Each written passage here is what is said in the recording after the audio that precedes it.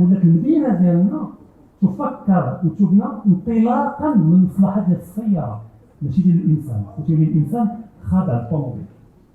ونفس الشيء داروا واحد التجربه، شدوا شوافر ديال التاكسيات، شدوا واحد المجموعه الاولى عطاوهم جي بي اس، وعام غادي يخدموا في المنتوجات ديال الطاكسي بالجي بي اس، وقدروا واحد اخر ما عندوش جي بي اس فيه قالوا يشوفوا يديروا مدرسه. ولاحظوا انا باش كمل العام هذوك الشوافريه اللي ما عندهمش الجي بي اس فقدوا من القدرات الذهنيه ديالهم، القدرات اللي تسمح لهم انهم يحدوا الوجود ديالهم في الفضاء وكذلك في الزمن، لان سيطرطاو هذه لا فونكسيون هذه التكنولوجيا. والدماغ راه بحال المسكن، اذا ما خدمتيش كتبقى غادي تيصاب. يعني شحال ما تنزيدوا في التكنولوجيا، شحال ما تنفقدوا في القدرات ديالنا، شحال ما تنفقدوا في الاخلاق ديالنا، شحال ما تنفقدوا في الانسانيه ديالنا. وهنا تصبح المشكله اللي هي جوهريه. لهذا ما خصناش نقصيو العامل البشري من العامل التقني، وان التقدم التقني ماشي مؤشر التقدم البشري، ماشي ضروري مؤشر التقدم البشري. وهنا كاين واحد الحضاره ما بين تقريبا نقول كاع الحضارات اللي فاش بنات التاريخ ديالها، التاريخ الخرافي ديالها، كما كاع الحضارات عندهم تاريخ خرافي، حنا الاجداد ديالنا كانوا الهه وهذا كل حضاره واش تقول.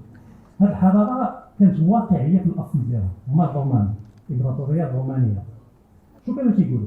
كانوا تيقولوا حنا جدودنا كتعرفوا اللي تيتفرج الكره الله يسرهم عندهم واحد الديب، واحد الديبه وجوج كيربعوا الديبه، لان اللي اسسوا روما هما جوج الخوت رومولوس وريموس اللي رباتهم واحد الدئبه ديال رباتهم بعدو بلوغيسيا. هاد الدئبه هذه راه غير مجاز. الدئبه هو الكلمه اللي كانت تستعمل عند الرومان باش ينعتوا بها العاهره. لهذا كانوا هما واقعيين اللي تيقولوا حنا المؤسسين ديال روما والحضاره ديالنا جوجهم ولاد عاهره كانوا قطاع الطرق. يعني ما كاينش داك الاصل المثالي ديال جدودنا كانوا بالجنه وطردوا بالجنه، ولا جدودنا كانوا الهه ولا ابطال ولا لا جدودنا ما كانوا تيسووا والو، ولكن انطلقوا من هذا والو باش نبنيو انسان ونبنيو حضاره. من الحضاره ديالهم ما بناوهاش على التقنيه ولا التكنولوجيا، بناوها على الانسان، على مفهوم الانسانيه اللي هو اومانيتاس بالرومانيه. علاش؟ حيت الرومان تيقول لك ان الانسان فاش تيتولد بانسانيه غير مكتمله، تيتولد شبه حيوان شبه انسان. والدور ديال الثقافه وديال المدينه وديال المجتمع هو انه يكمل ديك الانسانيه ديالهم باش بالانسانيات.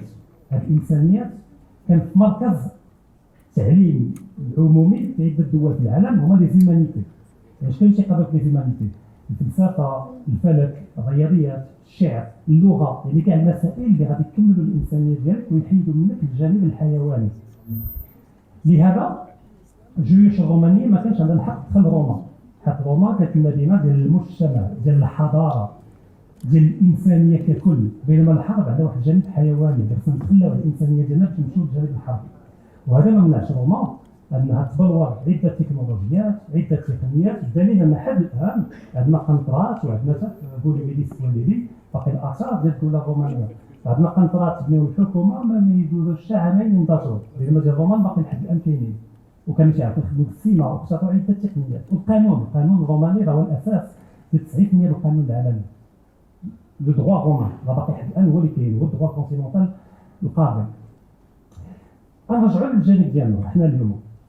علاش التقدم البشري تنحيدوه وما تبقاوش نلاقيو مجال التقني؟ لان تنمشيو من المنطلق ان الطفل فاش يتولد انسان 100%، بحال المساله اللي مضمونه، ماشي اللي عاد خصنا نخدموا عليها، عاد ننسموا البشر الثقافه والحضاره. وهذا عندكم جزيئات كيميائيه اللي مستخلصه من النباتات ومن بعد تتصنع بمانيير سانتيتيك، وهذا لي موليكول. عندكم اليات، عندكم ليكوغرافي، عندكم دي ماشين، عندكم كل شيء.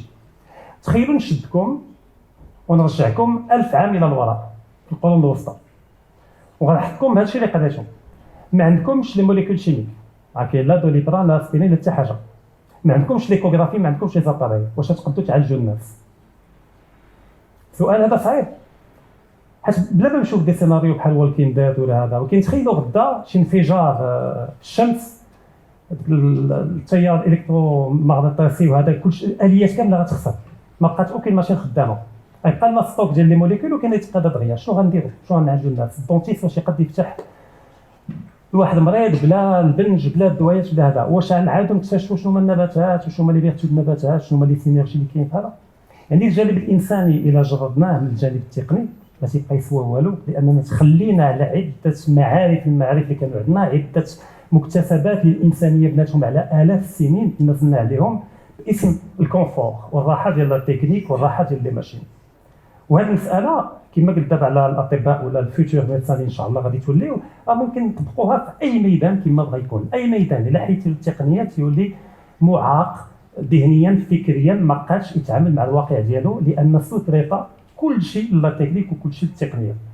لهذا الانسانيه ديالنا سواء كنتو اطباء ولا كنتو شرطه ولا كنتو جنود ولا كنتو خدامين في الخدمات، الا ما حافظتوش على الانسانيه ديالنا وما وضعناش واحد العلاقه اللي هي علاقه جيده مع التقنيه، علاقه تسميها انا الياتيه انسترومونتال مع التقنيه، راه تتقلب الايه، تنولوا حنا المفعول به والتقنيه هي الفاعل. لهذا باش نهضروا على التقدم في المغرب ما خصناش نجهلوا هذه المساله هذه، وان الانسان والعامل البشري اللي للاسف كنسميوه الراس مال، وانا هذه الكلمه هذه وضع لي مشكل، الراس مال البشري، راس مال يستثمر وفاش يستثمر تيفنى ما تيبقاش، بينما الانسان ماشي راس مال، الانسان هو جوهر الوجود ديالنا، الانسانيه ديالنا هي الجوهر ديال هذا الشيء كله. لهذا نستثمروا في الانسان قبل ما نستثمروا في الحجر، ولا على الاقل نستثمروا في الحجر ولكن نستثمروا كذلك في الانسان وفي الانسانيه.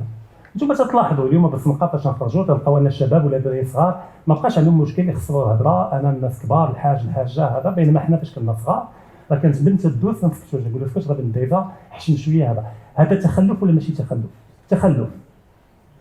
شوفوا غير كيفاش الناس تتصوت العلاقه مع لا بريوريتي، العلاقه مع الفلوس، كما كنقول الى البوليسي ما كانش حدا الفلوس راه الله ما كاينش، ممكن دير اللي بغيتي، ممكن تحرك، ممكن هذه الوثنيه القانونيه تسميها. حنا وثنيين تنامنوا بالقانون فقط اذا كان مجسد الجسم ديال الشرطي، واذا كان الشرطي ما كاينش بحال اللي قال دوستويفسكي اذا كان الله ما كاينش راه كلشي مباح، تولي عندنا كلشي مباح، حرك السطم على لاكسيليراتور دير اللي بغيتي. هادو هما الاماكن اللي تيكمن فيهم التخلف ديالنا واللي تزيد تكرس التقنيه.